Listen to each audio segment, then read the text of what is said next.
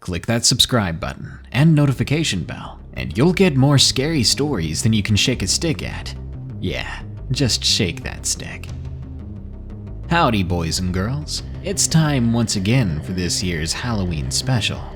That means 10 allegedly true scary stories centered around the month of horror itself, October. There will be chills, there will be thrills, and there will be more people to add to your list to stay far, far away from. Plus, it's my birthday today, so to wish me a happy birthday, like this video and share it somewhere to spread the fear. Thank you. Enjoy these stories, and don't forget that you can always submit yours at darknessprevails.org.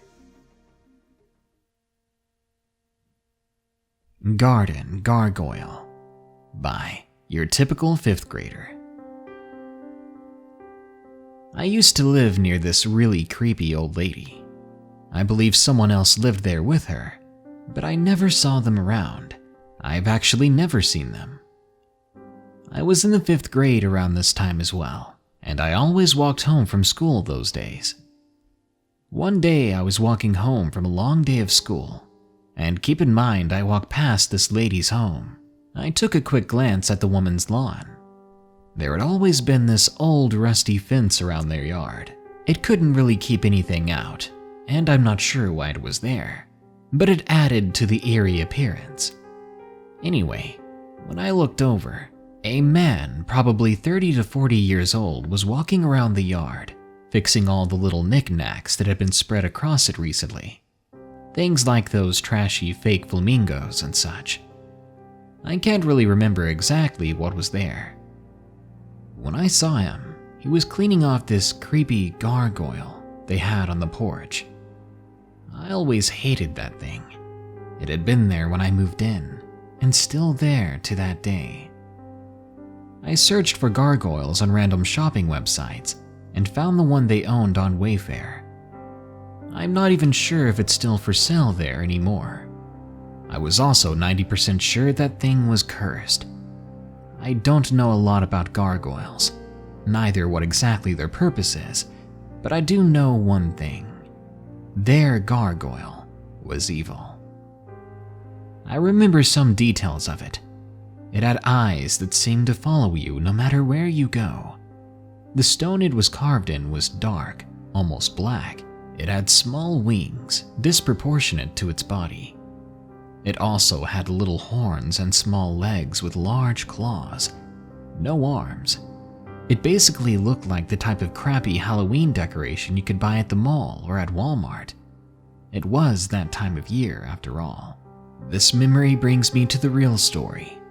After a few days, as we stepped closer to Halloween that year, I had forgotten about the man and the gargoyle. It was late one night.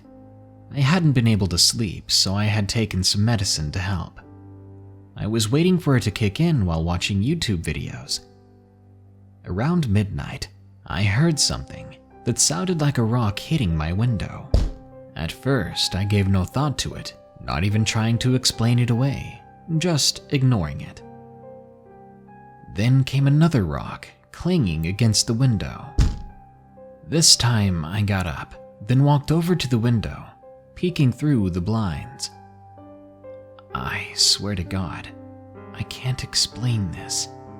That little gargoyle was now sitting on our lawn, looking directly into my eyes.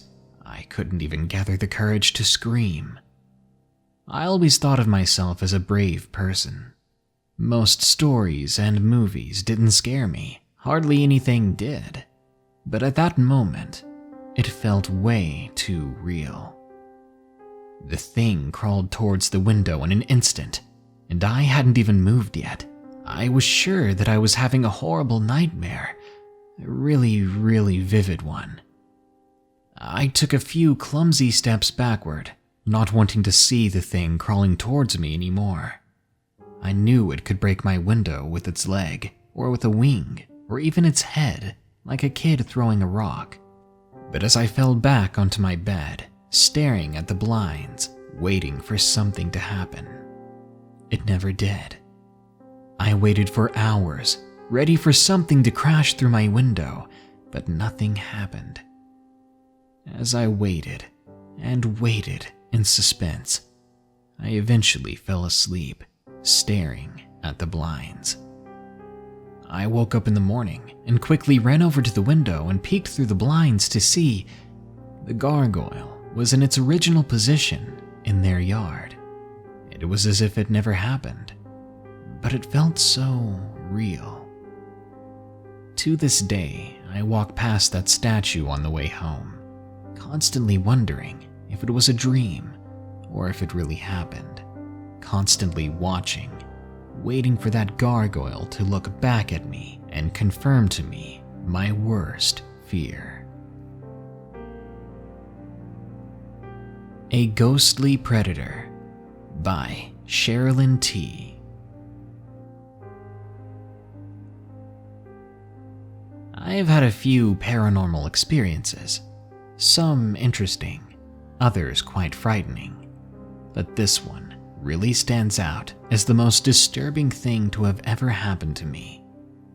It was on Halloween night in 2004, and it was a really long and stressful year. I had ended a long-time abusive marriage that took a long, grueling 2 years to finalize. I was transitioning into the role of being a single parent, as well as experiencing life again as a single woman. I had been invited to my good friend's Halloween party across town. I called one of my best girlfriends and asked if she wanted to go with me. I was excited when she agreed, and we set about the fun task of planning our costumes. I wanted to go as a hippie, and my friend Jane went as a pirate. I was excited at the prospect of doing something special that night, as my daughter was with her father, and it would be the first time that I didn't go trick-or-treating with her. Jane and I arrived at the Halloween party fashionably late. It was a fun party with the house decorated brilliantly and plenty of savory eats and drinks. As we made our way around the room, I noticed that everyone attending the party were a couple, except for Jane and myself. I began to feel very out of place because I was single. I'd never enjoyed dating and much preferred to have one special someone in my life. I left the party feeling depressed and a bit hopeless. Most of the single men I had met so far were not interested in someone who had a child. When I arrived home around midnight, I went straight to bed, hoping sleep would block out my bad feelings and that I would feel better in the morning. But that wasn't to be. That night, I woke up drenched in sweat from a nightmare where an evil man was out to get me. But when I woke up, I felt every millimeter of a man's hand on my right hip. I tried to move, but my arms had been pinned down, and the weight of someone else on me was too heavy. I could see the outline of a man above me, but not the details. It was similar to the way the Predator was invisible in the original movie. I struggled to get the words out of my mouth for him to get off of me. After a couple of tries, I finally was able to yell out. He climbed off the bed and proceeded to walk over to the doorway and into the hallway. He leaned against the doorframe and lingered there for a moment. Terrified, I kept saying to him, Please go away, please." I had never been so scared. He eventually walked further away, but this time stayed leaning on the stair railing. Then at some point, he simply faded away, like a strange wind had collected him. The next morning, I called a woman who was a psychic. I filled her in on all the details of what happened the evening before. She told me that when we are feeling negative and depressed feelings, we leave ourselves open to events like the one I experienced, open and vulnerable to demons and spirits. After a banishing ceremony, she left on her way, and ever since I haven't experienced another thing like it.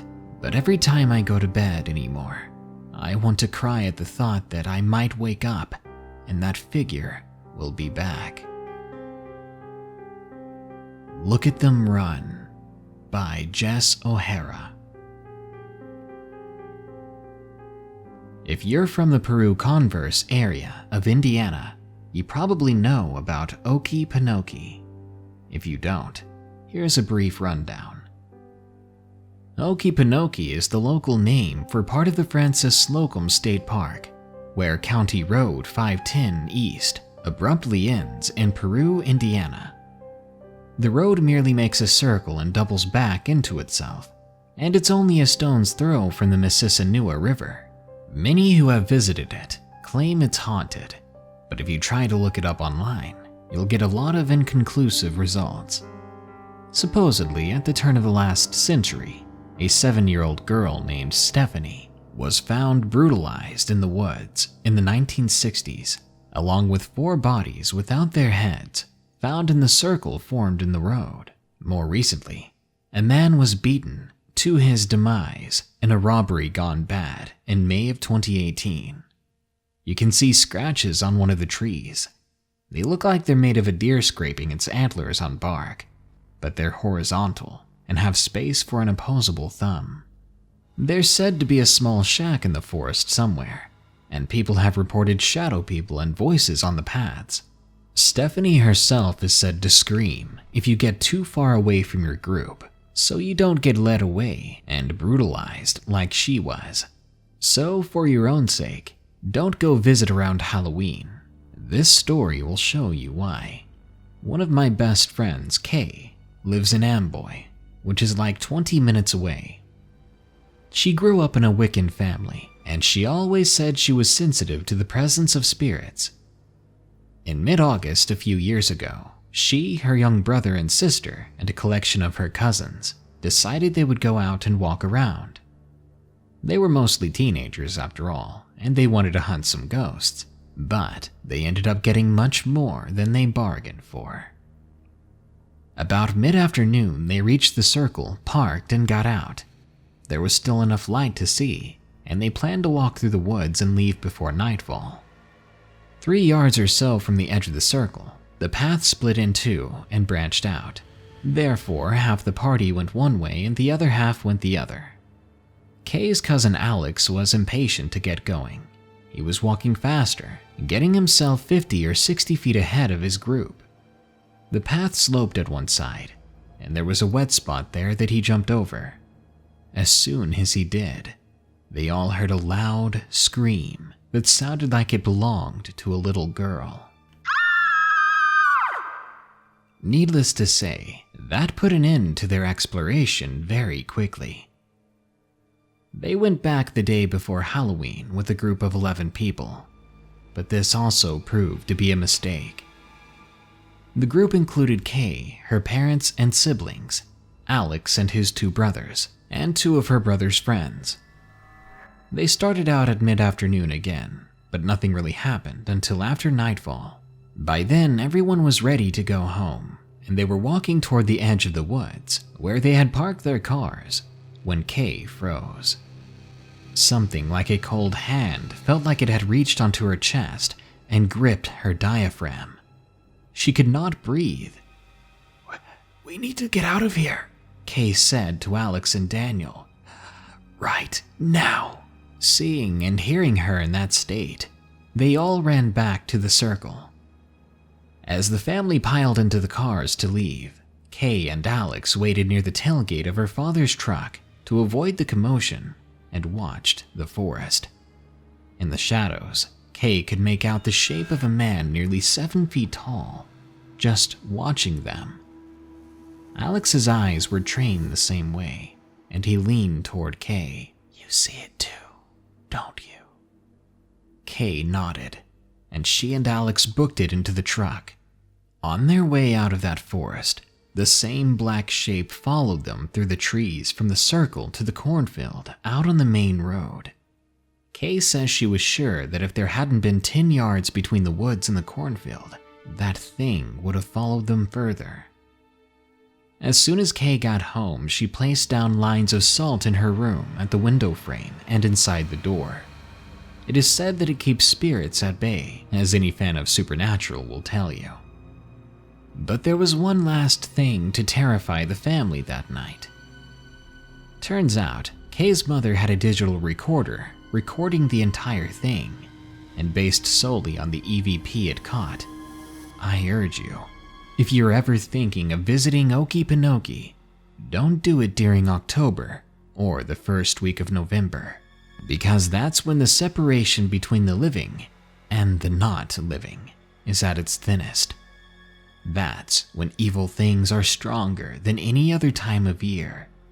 You might go home with more than you came with. Their EVP said. Look at them run. They're scared.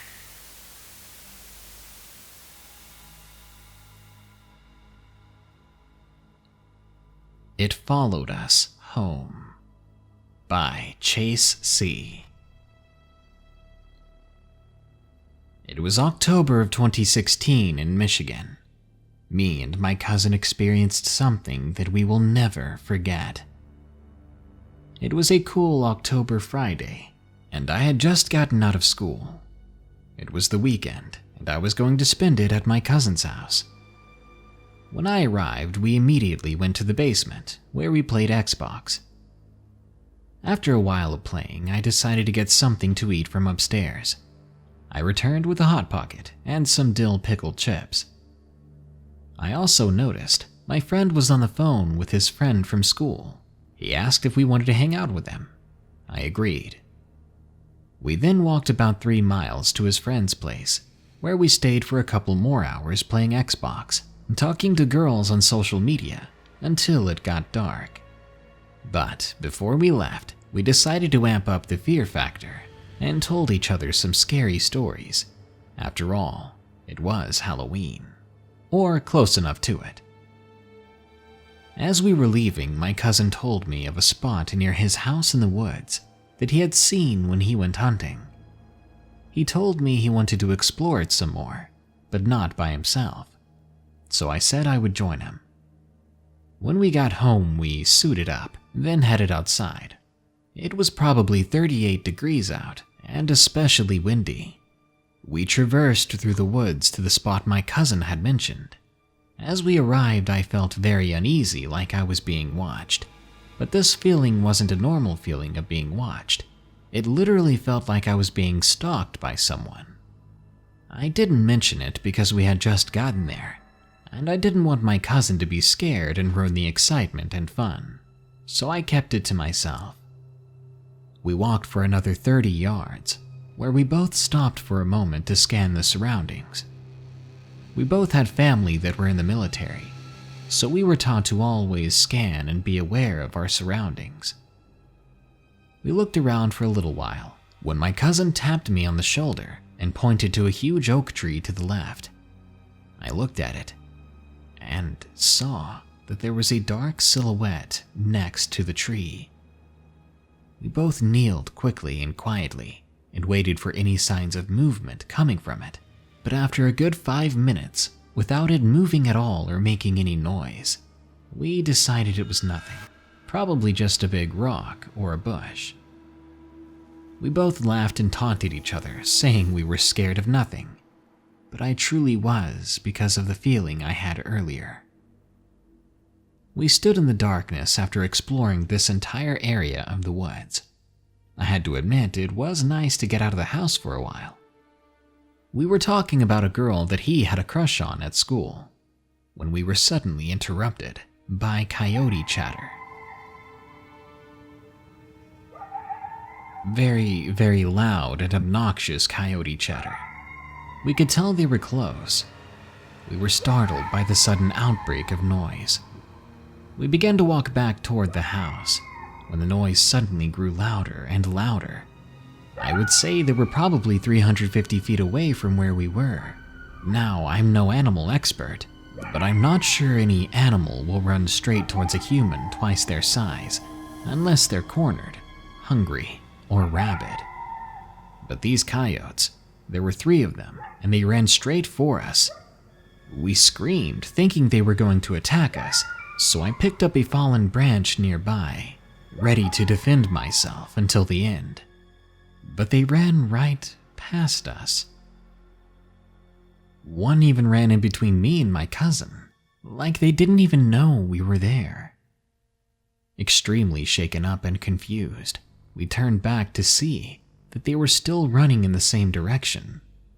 We looked at each other in amazement, then looked ahead to see a massive thing standing near the edge of the tree line, something taller than we were, even though it was standing on all fours. It didn't look like anything I'd ever seen before, TV or otherwise. We both froze as we had a staring contest with this unknown thing. We stood there for a good 2.5 minutes when it turned around and ran. It was probably just as surprised as we were to see each other. It was a fight or flight situation, and we definitely were not going to win that fight. We turned around and ran back as fast as we could run. When we arrived back at the house, we were out of breath. We got back inside and told everyone still awake what we'd experienced. It was late. We were amazed and terrified. We didn't go to sleep that night, fueling our bodies with 5-hour energies and Monster energy drinks. The next night is when I decided to go home early, because as I was looking out the window toward the woods, I saw 2 familiar yellow eyes gazing back.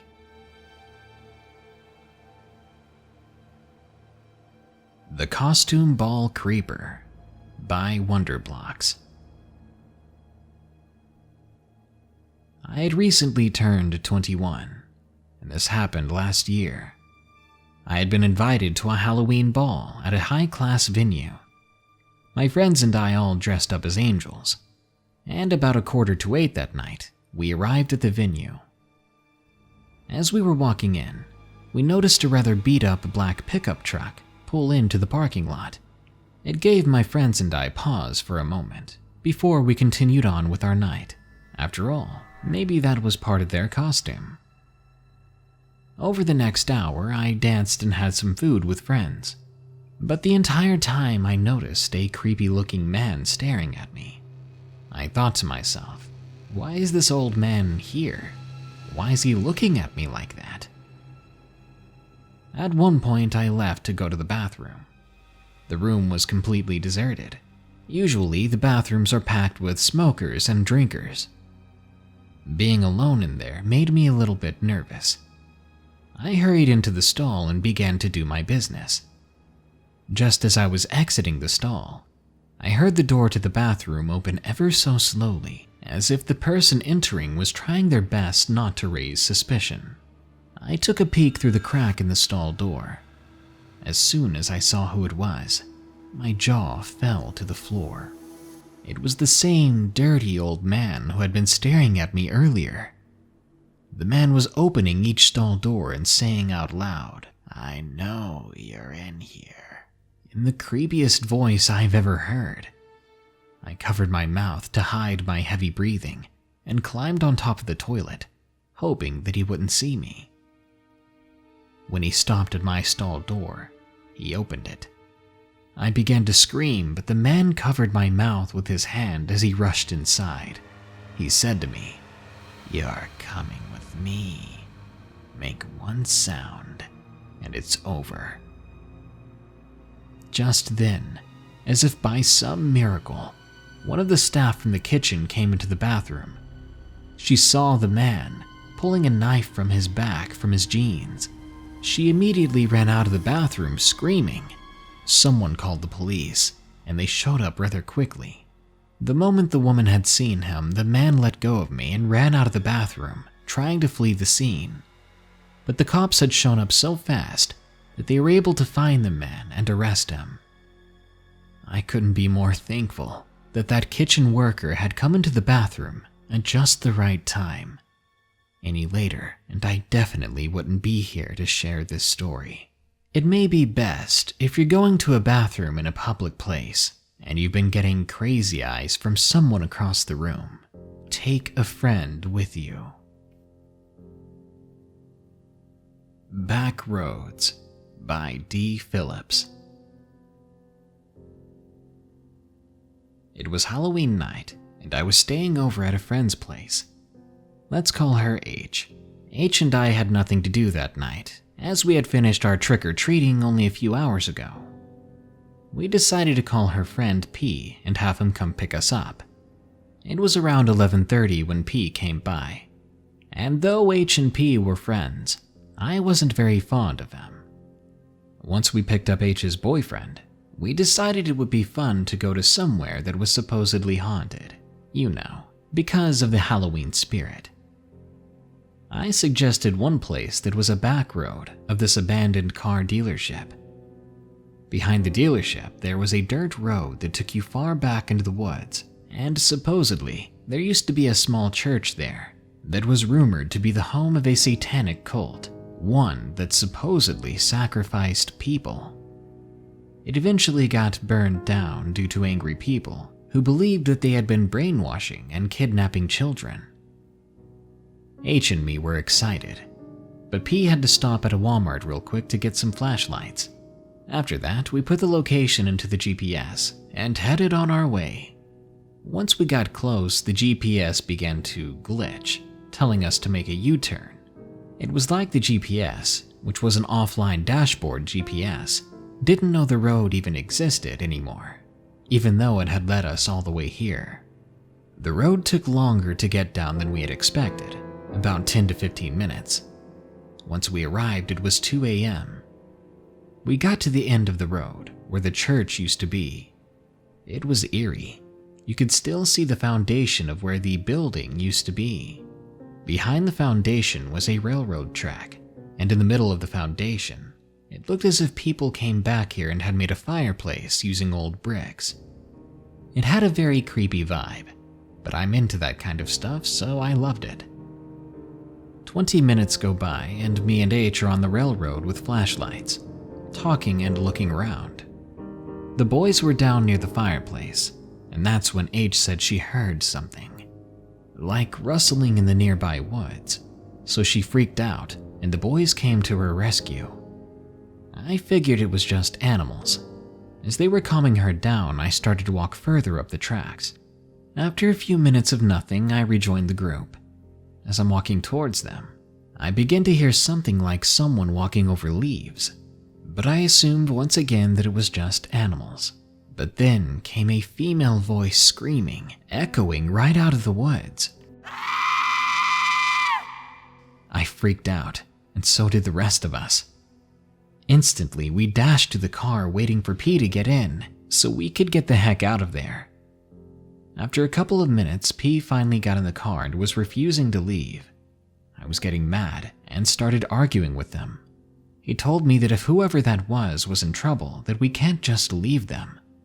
I mean, I get it, but H seemed seconds away from having a panic attack, and I prioritized my friend over a stranger. I eventually got him to take us back to H's house. I don't know what we heard that night. I always try to reassure myself that maybe it was just some kids pranking us or something, but the church was deep in the woods, off an abandoned road, and we hadn't seen any other cars or bikes near the place, and the closest town was over 8 miles away. Nobody ever believed us either, but still, we never went back. Pre-Slumber Party Horror by EekaPika. It was Halloween week. I was about 8 years old, living in the middle at the end of a road, 2 houses away from a set of railroad tracks. My best friend lived across the street from us, and 1 house closer to the tracks. Her name was Laura. My street being at the end of the road, the only people who came down to it were those of us who lived here, mostly old folks, the mailman and our occasional visitors. It was the first night ever I was going to have a friend spend the night with me, one that wasn't my cousin or my mom's friend's kids. As you could guess, I was incredibly excited. I had stayed over at her place before, but I'd never had her over before for the night. Laura lived with her grandparents, and off and on her mother would live there as well. I wanted her over as early as possible, that way we could play longer, but I had daily chores that needed to be done.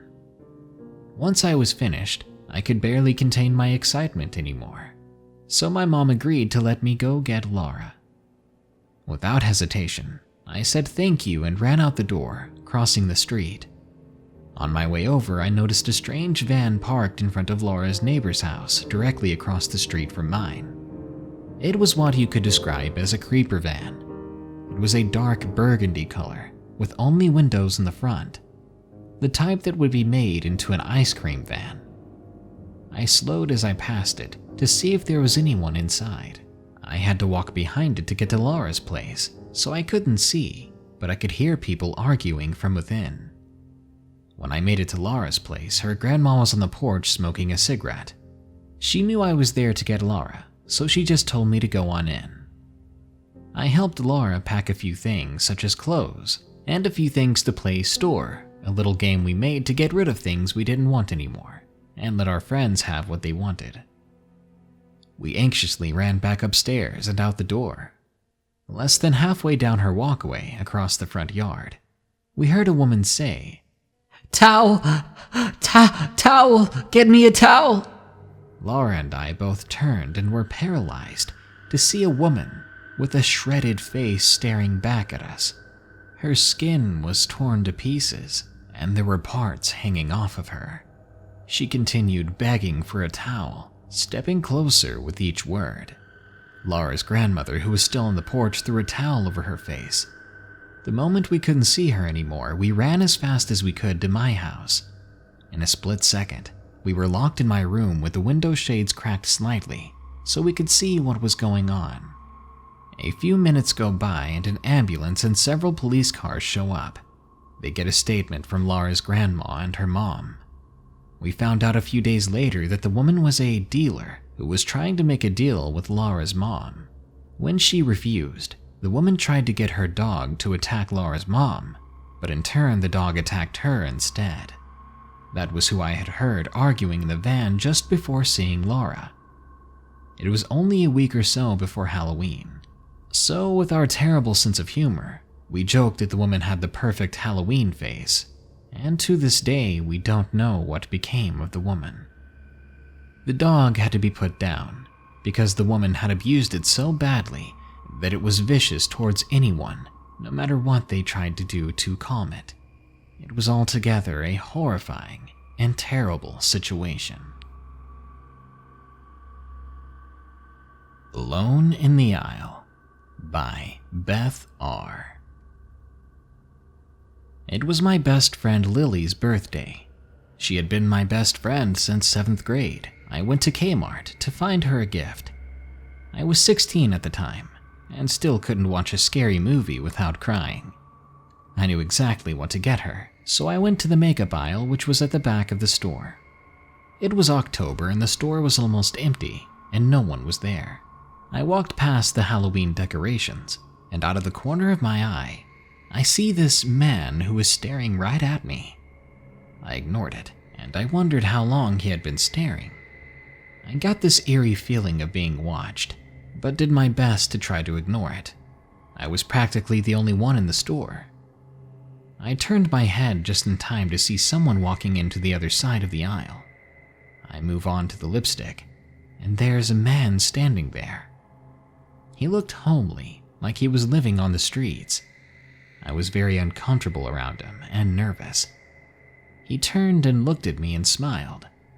I was so nervous I moved to another aisle, but he just followed me, and then he grabbed me by my arm. When his hand touched me, it was cold and dry and terrible. I felt empty inside and screamed. An employee ran over and shoved him off of me. I ran to the front desk and the lady working there called the cops. I explained to him how he looked. Homely, gray hair, brown eyes, with a beard. They searched around the store, but they could not find him after he took off. They checked the security footage in the back, and here's where it gets weird. When they came back out, the lady was giving me suspicious eyes. "Ma'am," she said, "we just checked the cameras. There was no man in the store like that." "What? That's impossible," I said. I even told them that one of the employees had helped me. I even explained what the employee looked like and what aisle I was in when it happened.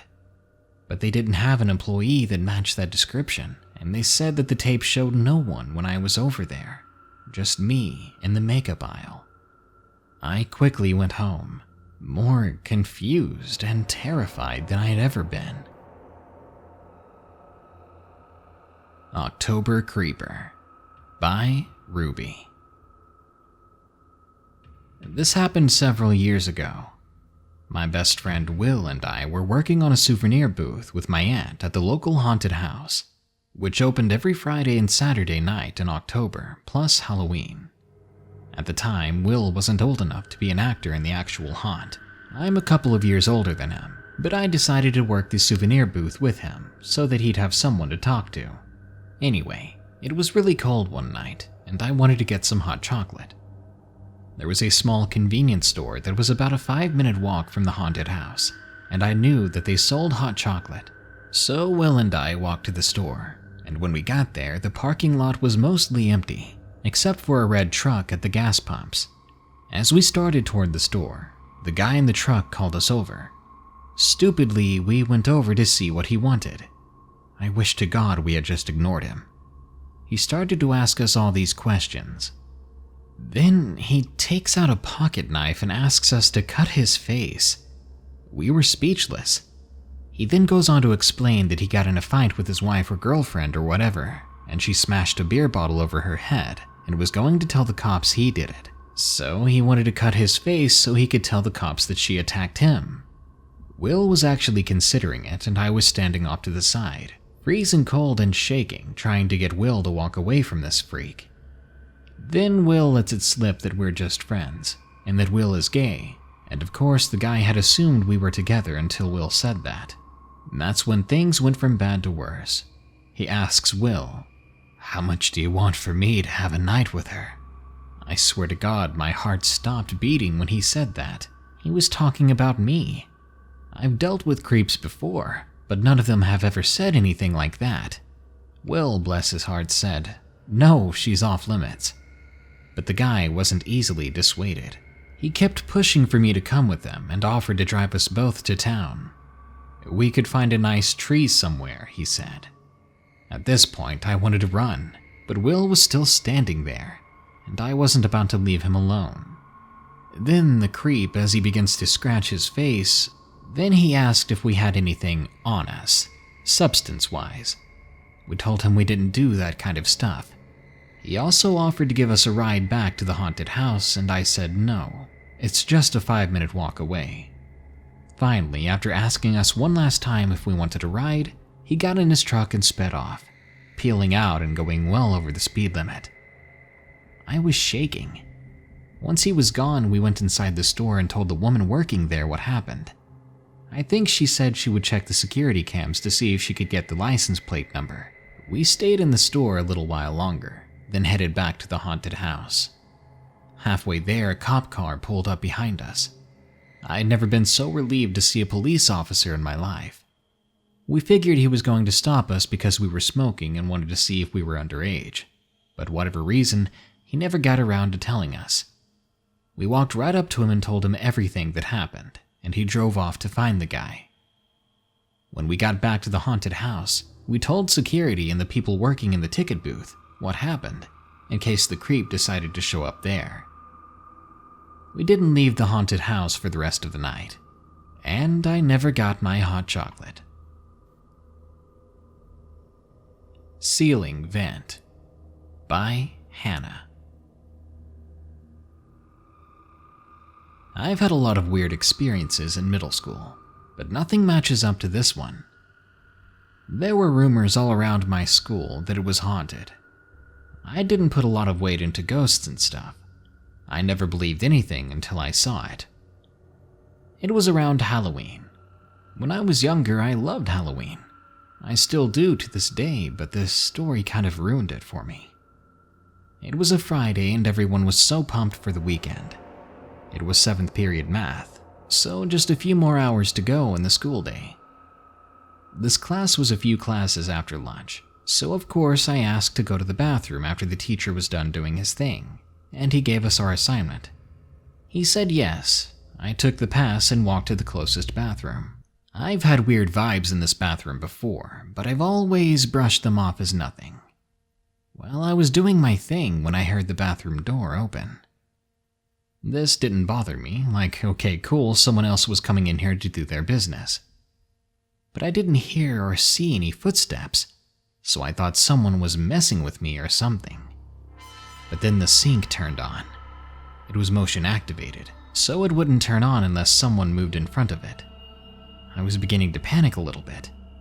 I felt someone watching me, and I began to hear little scratches on my stall like someone's nails going down it. But there was no feet at all in the bathroom when I looked down.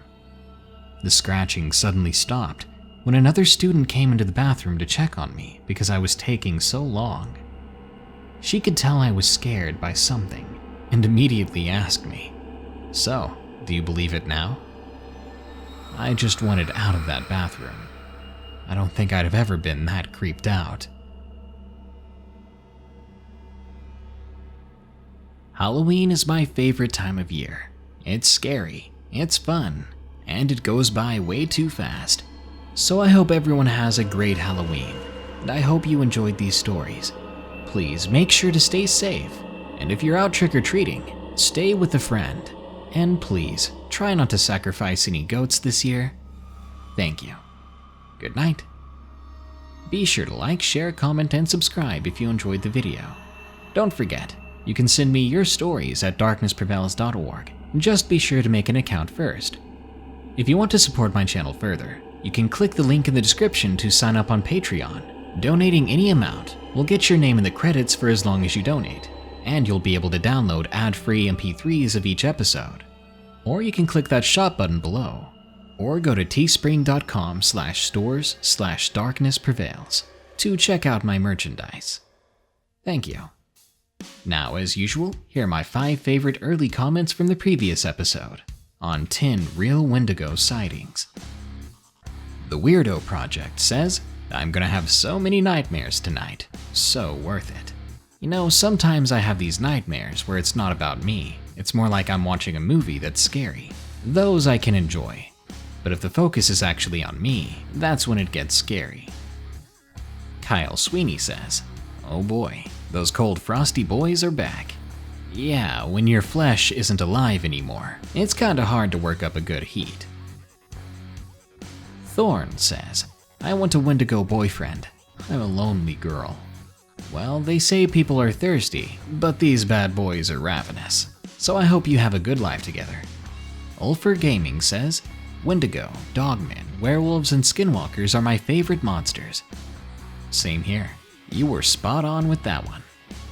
And Pinhead Larry says, "I got off of prawn for this. Thanks." You're welcome, Larry, but it doesn't mean you had to stop going at it. Surely my voice is sultry enough for you. Anyways, guys, thanks so much for tuning in to another Darkness Prevails episode. More scary stories are coming soon, so stay tuned. Until next time, here are the credits to my patrons who continue to donate like awesome people. Remember, stay safe out there and stay creepy, because this world is a strange one. Happy Halloween.